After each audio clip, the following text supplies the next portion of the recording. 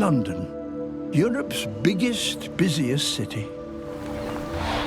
At night, buildings and streets are lit up for workers and revellers. And yet, there is one place that offers some sanctuary from the bustle and bright lights: Richmond Park. Until morning, it's the darkest and quietest place in the capital. This magical space provides peace and tranquility for millions of Londoners. But it's also a home to thousands of wildlife species.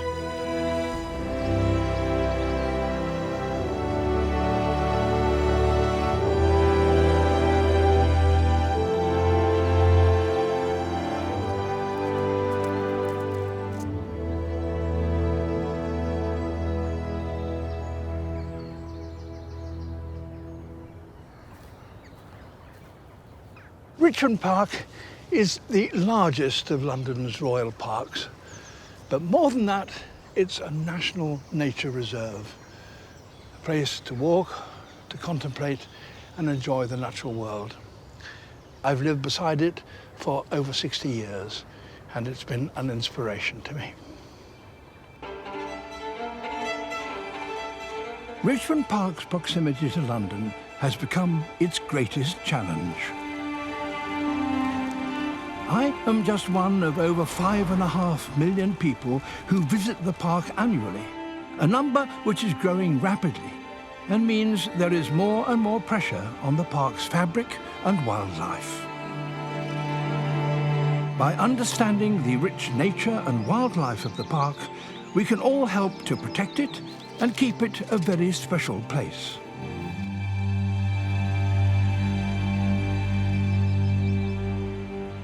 Richmond Park has many woods and spinneys, and visitors come to enjoy them and see the ancient trees.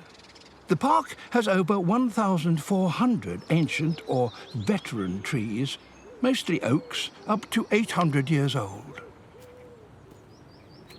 This magnificent old oak tree was already centuries old when King Charles I established the area we now know as Richmond Park as his hunting park in the first half of the 17th century. Oak trees like that, like the park itself, are home to hundreds of different species of animals and plants.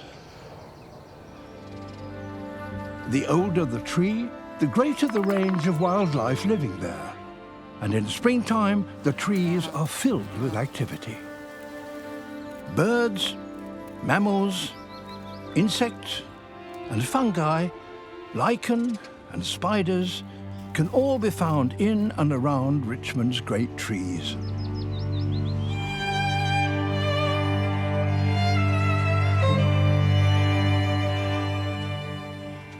The descendants of King Charles's deer herd are still here centuries later. Today, 600 red and fallow deer roam free in the park.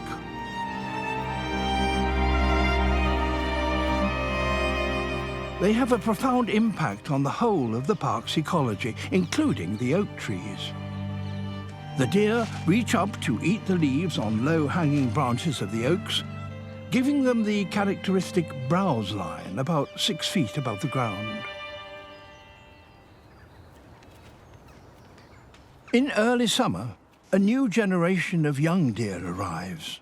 They take their first steps within 20 minutes of being born and will stay in hiding for the first weeks of life. Though they have no natural predators within the park, the mothers see humans, and especially dogs, as a threat to their young. Dogs off leads may attack and even kill young deer, so it's not surprising that their mothers can react very aggressively.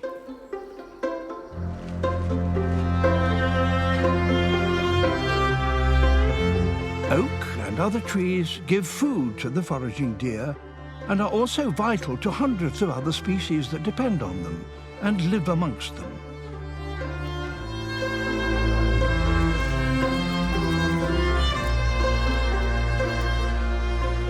But the importance of the oaks doesn't stop when the tree dies or branches are dropped.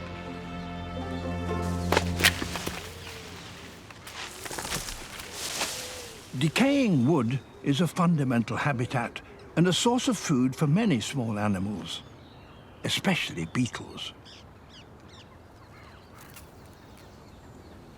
The biggest beetle in the park is this wonderful creature, a stag beetle. In fact, the park is one of the most important breeding sites for these magnificent creatures. And the reason for that, at least in part, is the amount of dead wood that's allowed to accumulate on the ground. The beetle larvae live in the rotting wood, spending up to 6 years eating it and growing as large as possible. When the adult beetles emerge from the dead wood in late spring, they will only live for a few weeks, but their short lives will, nonetheless, be dramatic. They're also known as oak ox and horse pinchers, and it's easy to see why. The male's enormous horns.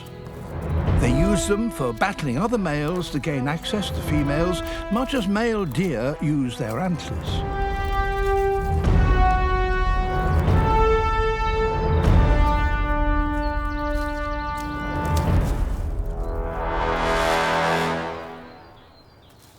After mating, the females lay their eggs in the rotting wood, carrying on the cycle. Because fallen wood is home to stag beetles and many other small creatures, it's very important that it shouldn't be removed or interfered with. Much better to allow it to lie where it is. Beetles and other insects provide food for many birds, and over 50 species of birds nest in the park. One of the most familiar and best loved is the green woodpecker. Green woodpeckers raise up to 7 chicks, and the parents need to forage all day to find enough to eat for all the family. Unlike other woodpeckers, greens only occasionally peck trees in search of food. They usually feed on the ground and are specialists in one particular insect that is abundant in the park: yellow meadow ants. Each woodpecker can eat around 2,000 ants every day, more if they have a large brood of young to feed. These ants build distinctive mounds in the open grassland to cover their nests and absorb heat from the sun, which helps to incubate the developing eggs underground. The mounds are delicate and easily damaged by people stepping or jumping on them.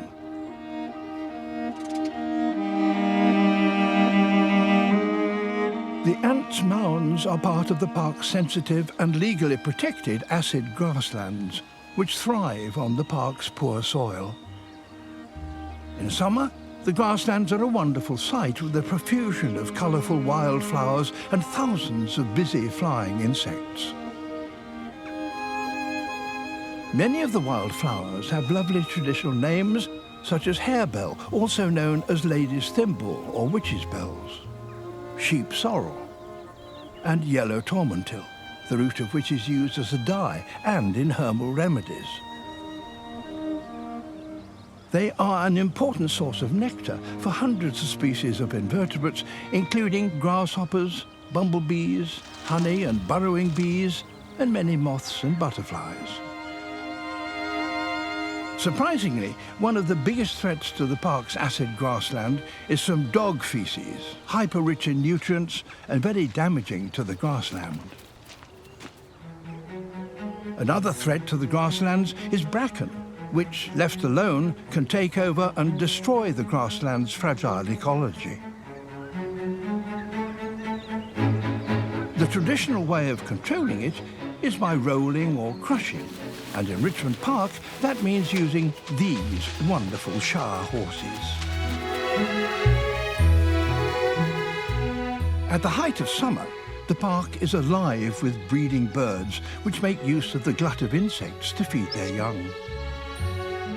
Families of reed bunting and stonechat nest and feed in the bracken around the park.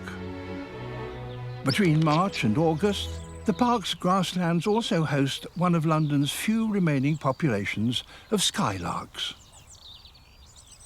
Skylark numbers have fallen substantially in the last 20 years, partly because they nest on the ground and are easily disturbed by people and particularly dogs off leads. If their decline continues, sadly, their wonderful song may soon disappear from the park.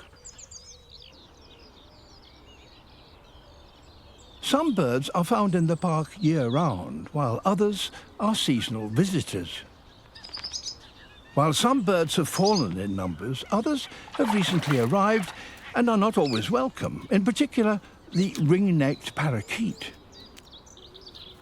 Originally from India, this invasive bird, believed to have been accidentally released into the wild in the 1950s, can be seen and heard all over Richmond Park. Their calls drown out many native birds, and they nest in tree holes, competing with woodpeckers, nuthatches and other birds. The impact of these invasive species on native wildlife is a problem I've seen around the world.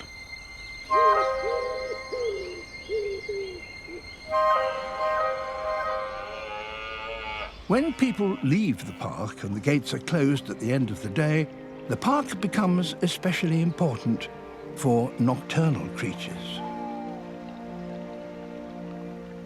Bats emerge to forage on insects by moonlight. The park is an exceptional site for bats, and it's home to over half of the UK's species, including pipistrelle, brown long-eared, and the rare and wonderfully named natterer's bat. Most bats require darkness no brighter than a full moon, and bats that hunt using echolocation need a quiet environment to be able to listen out for their prey. With increasing urbanisation and development near the park, light pollution and noise are growing problems for nocturnal wildlife. Moths, toads, bats and owls are all badly affected by increases in artificial lighting and noise. At night, the twit-too of the tawny owl may be heard in the park, but it's rarely seen. In contrast, the charismatic little owl is often seen foraging at dusk.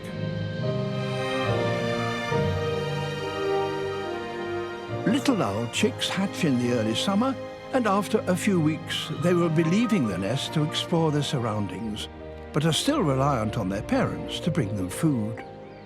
Unlike most owls, little owls are also seen in the daytime, and as dawn breaks in summer, there are hungry mouths to feed. Foraging goes on well after the park's gates reopen in the morning.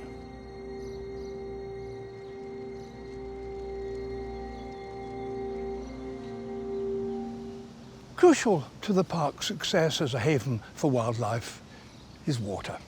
Without water, there can be no life. An oak tree consumes about 200 gallons of it a day. Deer come to the ponds to drink and relax.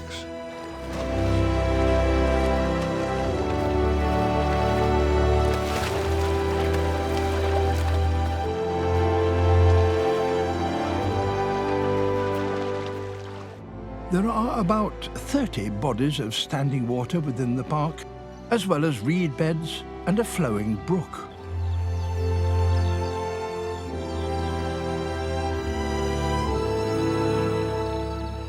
Reed beds allow protection for waterfowl to safely rear chicks. A pair of great crested grebes will often be seen raising their brood in the early summer months. And a healthy pond means a good supply of food for the chicks. A lot of work needs to be carried out to keep the park's water sources healthy and thriving. Beverley Brook, an ancient name which means originally Beaver's Meadow, runs through the park for 2 miles. Over the years, it was straightened for drainage, which destroyed wildlife habitats and made the brook almost sterile. Now, experts and volunteers are helping to return the brook to a more natural winding shape, planting trees and water plants, and putting in temporary fencing to stop deer grazing the river's vegetation. This will encourage fish and other aquatic life attracting feeding kingfishers, herons and wading birds.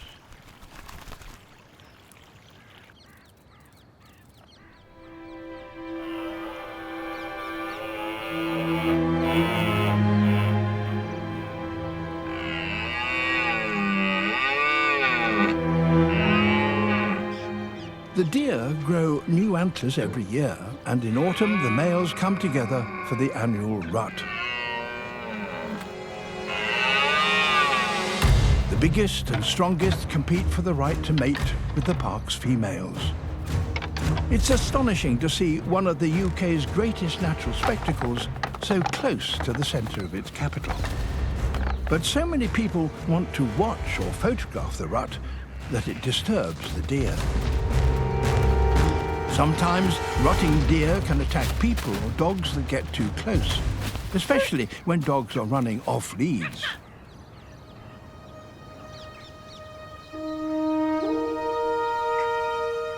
Autumn brings a wonderful rush of colour to the trees of the park and a natural harvest of acorns, sweet chestnuts and beech mast for the wildlife.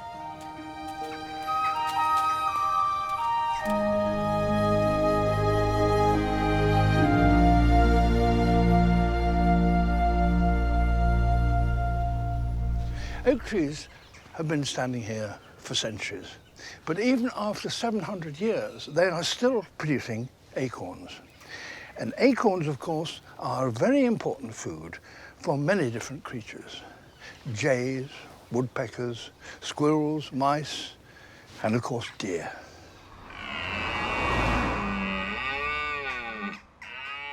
Deer, like goats, will eat almost anything and will take picnic food and even litter that lies hidden in the grass, which can cause severe digestion problems and even death.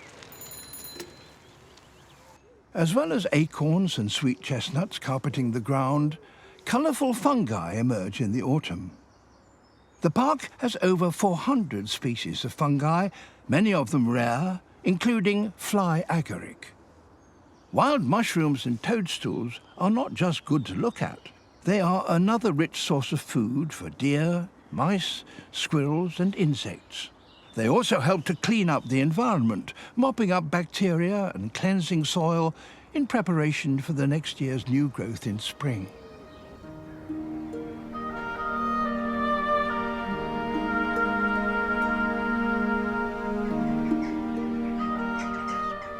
Richmond Park is Londoners' own special national nature reserve, but it belongs to everybody.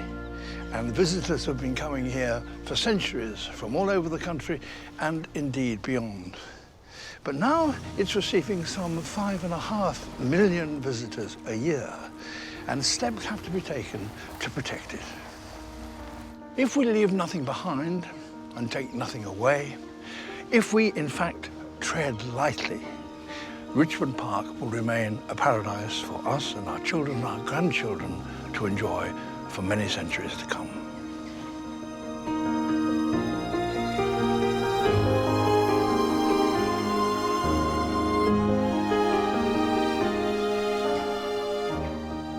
There are simple things we can all do to help protect the park and its wildlife.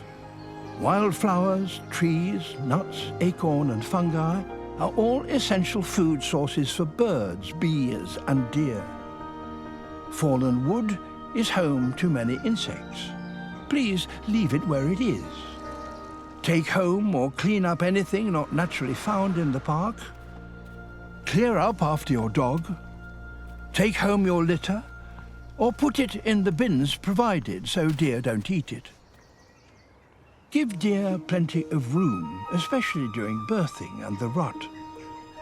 Keep your dog on a lead in sensitive areas and near animals.